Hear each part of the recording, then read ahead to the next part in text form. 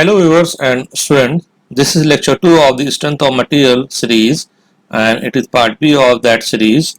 We have already covered part A, and in part B what topic I am going to cover, let's see the concept summary. So the topic is principal stresses and strain, and the concept summary which we have already covered in part A are axial loading, biaxial loading, principal plane, principal stress, why we need principal planes and principal stresses. This was very important. And in part B, we will cover stress transformation equations, stresses on an oblique section of a body, major principal stress and minor principal stress, maximum shear stress, position of various planes, and at the end of this chapter, we will deal with some numericals.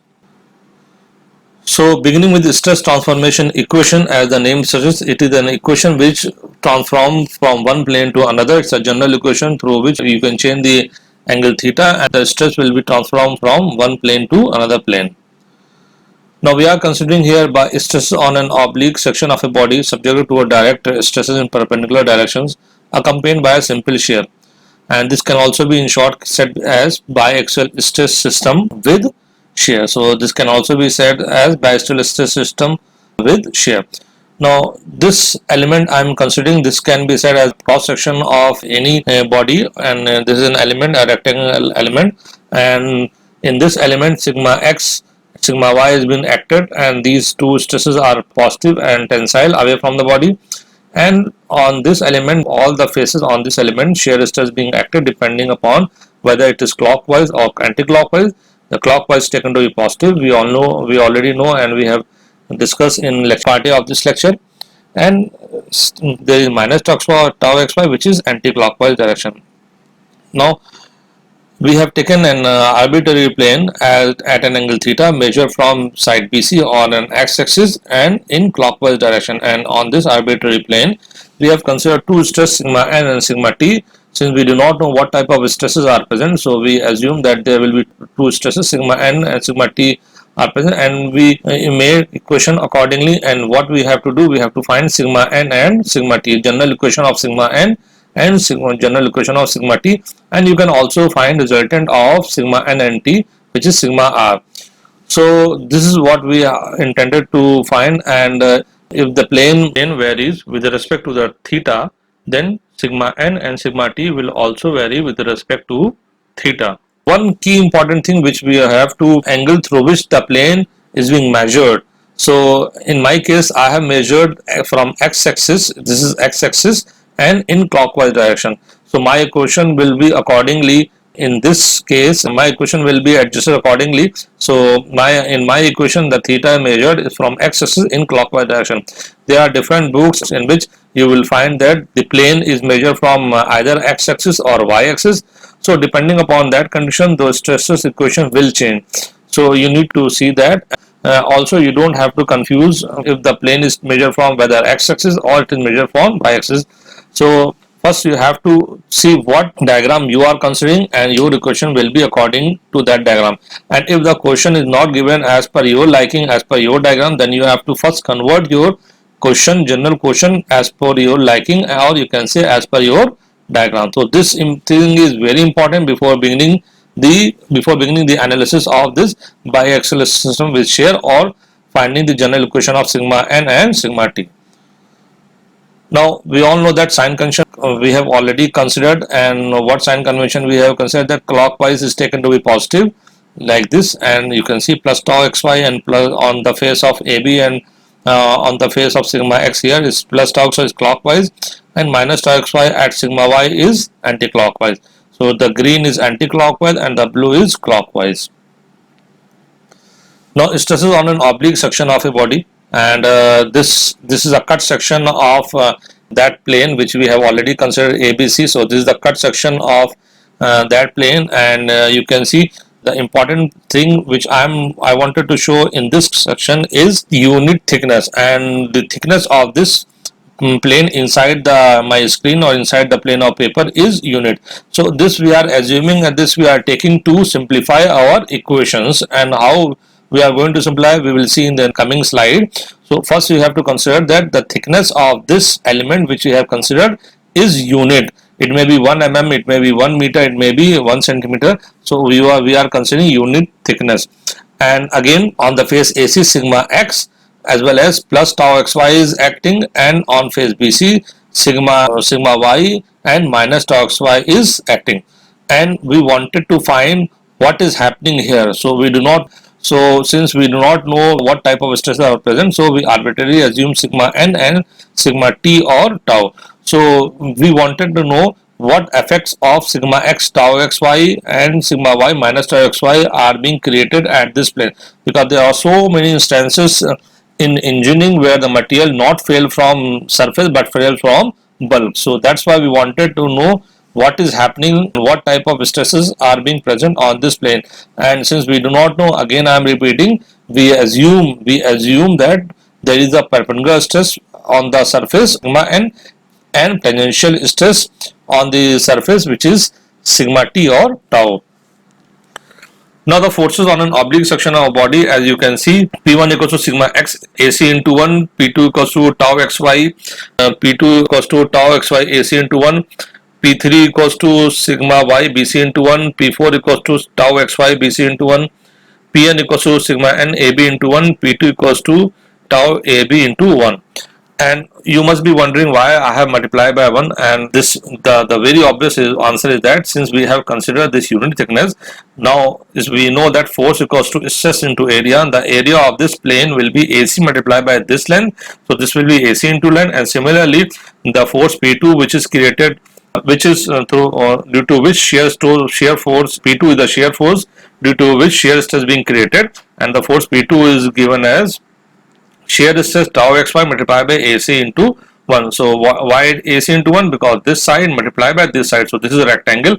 So we are considering this area, and that's why we have taken unit thickness, and further we will write AC into 1 equals to AC. And similarly you can see here we have taken P3 which is the force downside, it is sigma y, the sigma y is the stress present on this axis BC into 1. Similarly P4 which is the tangential stress on BC is tau xy BC into 1 which is this plane multiplied by, that is BC multiplied by this unit thickness. And in the same way Pn and sigma t, you can see the normal force which is due to which sigma n is being produced, the normal force equals to sigma n AB into 1. AB, you can see AB is this length multiplied by unit thickness this, so the area of this plane will be AB into 1. I am talking about the area of this plane will be AB into 1. So that's why the area is AB into 1 and force equals to stress into area. So we get Pn equals to sigma n AB into 1. And in the same way at last Pt equals to tau which is the shear stress, and shear stress being created due to shear force Pt. So Pt equals to shear stress multiplied by AB into 1. Again AB into 1 is the area. If you still have confusion, then you can see this diagram here. I have considered this diagram as a complete cube, and you can see P1 which is this force, P1 equals to sigma x AC into 1, and this is unit thickness. Again it is a z-axis or inside my screen, and the area of this plane will be AC into 1. Why AC into AC this side multiplied by this side is area of plane equals to AC into 1. Again AC which is the rectangle side, you can say length into breadth, so AC into 1. And in the same way this purple which is the shear stress P2 equals to tau xy AC into 1, and in the same way P3 sigma y BC into 1. So this is just an elaboration of earlier diagram, so that you can understand why we have taken P1 AC into sigma x AC into 1 and P2 tau xy AC into 1.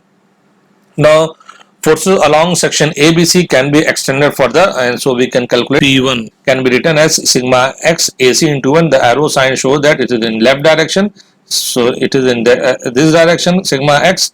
P2 again arrow sign shows that it is in up direction, so P2 is in this direction, tau xy into AC.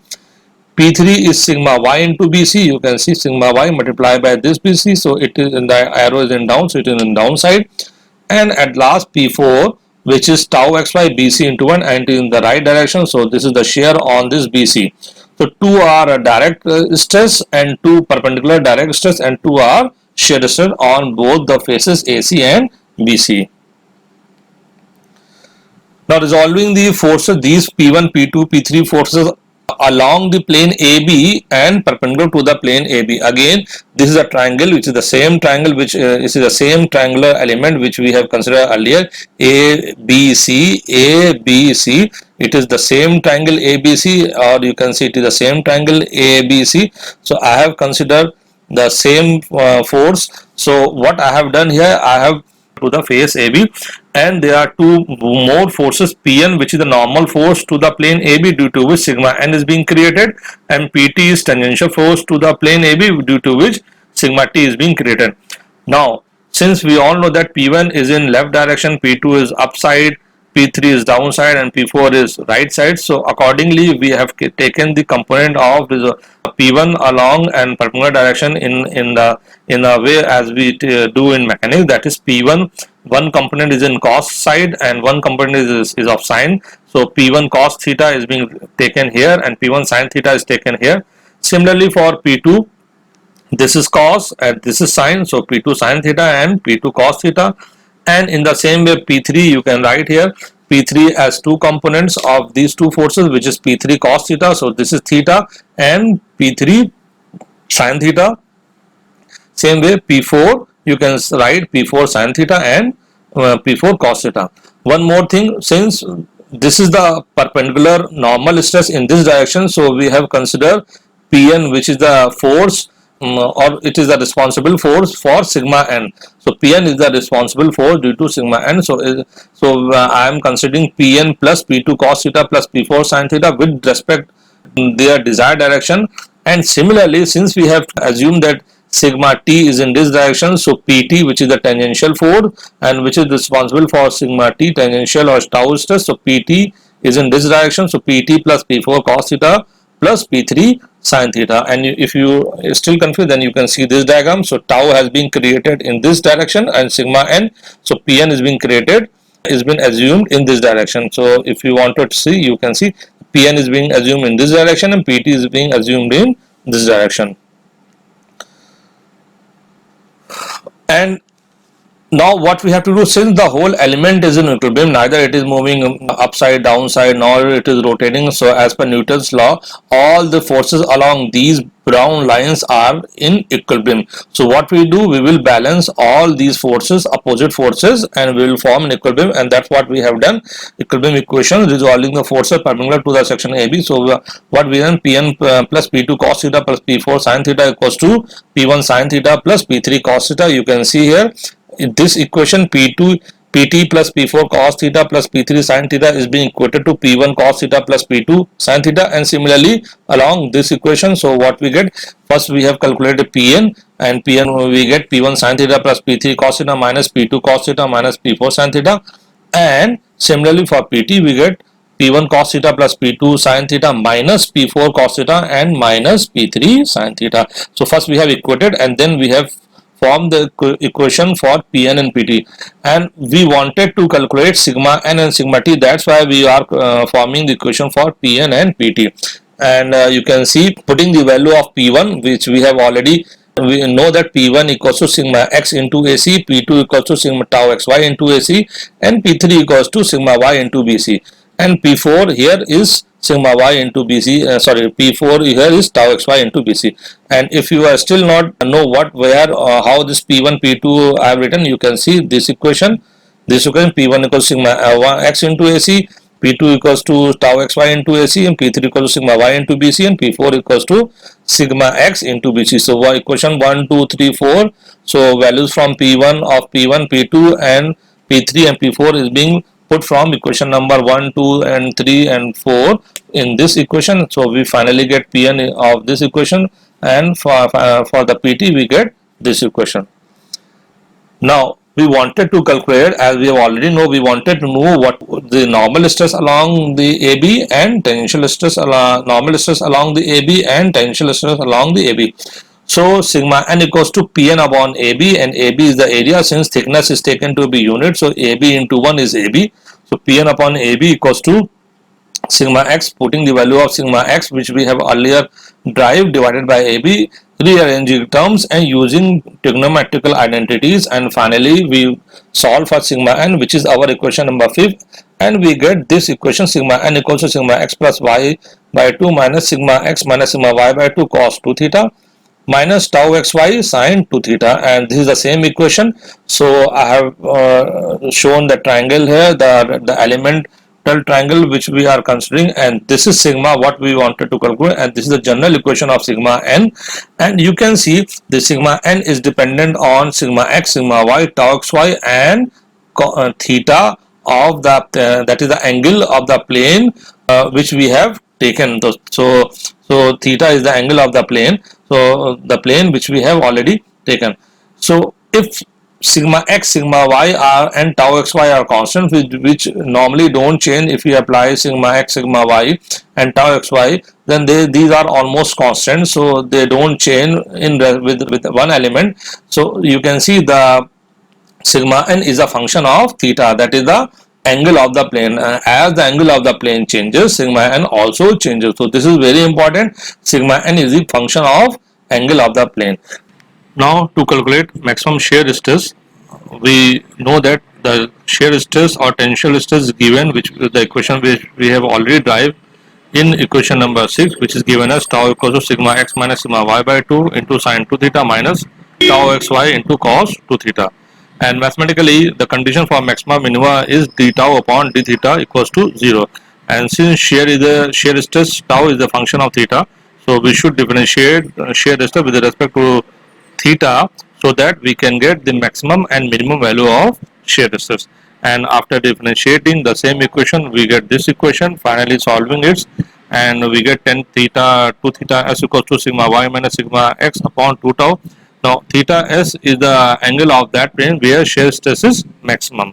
So theta s is the angle of that plane where shear stress is maximum, and again we will get two values of tan theta, one for theta s and one for 90 plus theta s, and similarly sin theta s is given as plus minus sigma y minus sigma x under root sigma y minus sigma x ka whole square minus 4 tau square, and similarly cos 2 theta s is given as plus minus 2 tau upon under root sigma y minus sigma x ka whole square minus 4 tau square.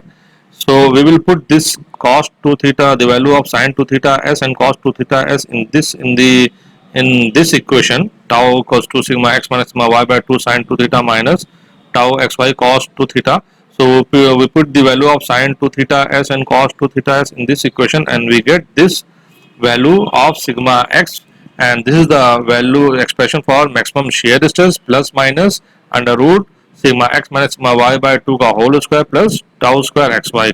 Now plus denote for clockwise direction and minus denote for anti-clockwise direction. And one important thing is that this formula is same which was the second half part of the maximum principal stress or minimum principal stress. So coming to the position of various planes. So since we have derived the equation of sigma n and tau, we must also check these equations whether they are giving correct result or not. So for this we have to know about position of various planes, and for this we know that if the plane is parallel to the x-axis, then theta equals to 0.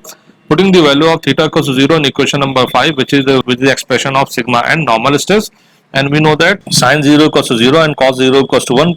Solving it, and we finally get sigma n equals to sigma y. So the normal stress at theta equals to 0 is sigma y, and similarly the tangential stress at theta equals to 0 is tau equals to minus tau xy, minus sign denote that it is anti-clockwise. So let's check whether this plane is whether it is significant or not. So if the plane again parallel to axis theta equals to 0, so since this is the general plane, and after putting theta equals to 0, we get finally this plane. Now you can see that at this plane theta, this is the plane where theta equals to 0, and at this plane sigma n equals to sigma y and tau equals to sigma t equals to minus tau, which is the desired result and which we are applying. Since so our equations are giving correct result, since at this plane or at this plane we are applying sigma y and minus tau, and accordingly the equations are giving the same result. So that the equation which we have derived are giving correct result. Once more we can check by putting theta equals to 90 degree. Similarly, when we put theta equals to 90 degree, we will get sigma n equals to this time sigma x, not sigma y, and sigma t or tau equals to plus tau xy clockwise, this time by putting theta equals to 90 degree. And we will again check the plane which is the general plane, and after putting theta equals to 90 degree, we will get this plane, and at this plane we know that we are applying sigma x. So similarly sigma n becomes sigma x and sigma t becomes plus tau, which is the clockwise direction of shear. So summary so far, and we know that normal stress we have drive is given by this equation. Shear stress which we have drive, again tau, general expression for shear stress and normal stress is given by these equations as on the screen. Similarly sigma p1 is given, which is the maximum principal stress, by this equation. Minimum principal stress which we have drive also, sigma p2 is being given by this equation. We can also find the position of two principal planes that differ by 90 degrees, that is tan 2 theta p plus minus 2 tau upon sigma x minus sigma y. So from this equation we can calculate theta p, and we will get two angles, one for theta p and one for 90 plus theta p. So this is the expression for calculating the position of principal planes. Similarly we have also derived the expression for shear stress, tau max equals to plus minus under root sigma x minus sigma y by 2 whole square plus tau square xy, and position of two planes of maximum shear that differ by 90 degrees is given by this expression, and theta s is the angle. Theta s is the angle of that plane where shear stress is maximum, and you can calculate that theta s by this expression plus minus sigma y minus sigma x upon 2 tau. Thanks. Please like, share and subscribe, and if you have any question, any comment, then you can comment on the comment box. Thank you very much.